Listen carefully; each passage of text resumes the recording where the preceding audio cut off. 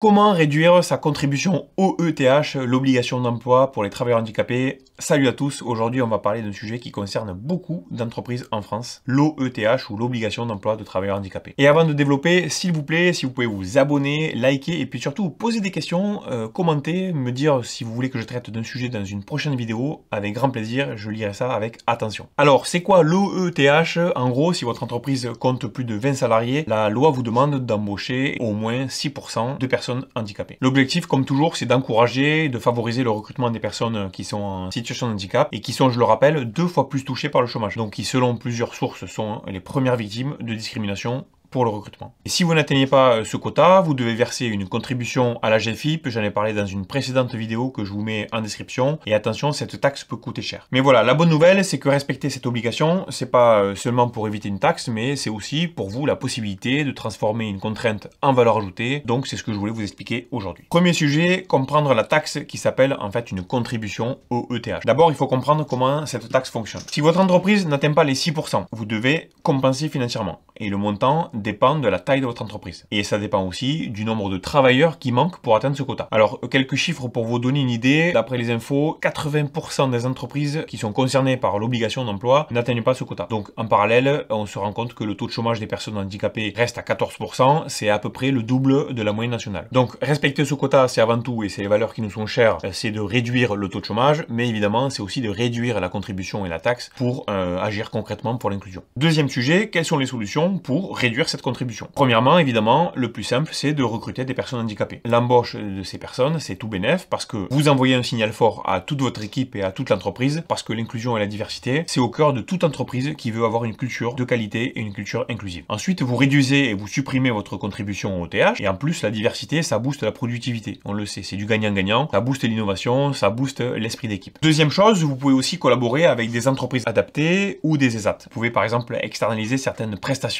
auprès de structures inclusives, comme TREF d'ailleurs par exemple. Ça vous permet de réduire votre contribution tout en soutenant directement l'emploi des personnes handicapées. Et c'est aussi une belle manière d'être acteur du changement si vous ne pouvez pas tout de suite recruter ou si vous ne trouvez pas forcément de collaborateurs à recruter. Par exemple, TREF Restauration dont je parlais tout à l'heure, c'est un food corner qui vient remplacer tous les systèmes de frigo connectés, toutes les solutions de distributeurs automatiques ou les systèmes de cantine classiques. Il y a plusieurs formats. Ce qui est intéressant, c'est que les plats sont fabriqués dans une entreprise adaptée, donc sont éligibles. L'intérêt, c'est aussi que vous avez une personne au service, donc un service humain, et en plus ça coûte le même prix que le service d'un frigo connecté, sans compter que la prestation, elle, est déductible de la DOTH. Donc en plus de tous les avantages d'avoir un humain avec vous, vous avez tous les bénéfices dont on a parlé juste avant. Pour les curieux, je vous mets le lien en description. Ensuite, troisième chose, vous pouvez former et sensibiliser vos équipes, former les collaborateurs à mieux intégrer les personnes handicapées, ça c'est sûr, c'est essentiel. Le management, ça compte énormément dans l'intégration. Vous êtes vraiment engagé dans une démarche d'inclusion. Pas simplement intégré, mais vous êtes dans l'inclusion. Tout le monde y gagne. Alors pour tout cela, sachez qu'il y a des aides qui sont disponibles. La bonne nouvelle, c'est qu'il y a des aides pour accompagner des fois les démarches comme l'adaptation au poste. La GFIP notamment propose des subventions pour l'embauche, la formation ou encore tout ce qui va être adaptation au poste dans le travail pour en tout cas le domaine privé. Dans le secteur public, c'est un peu différent. Accrochez-vous, c'est le FIPHFP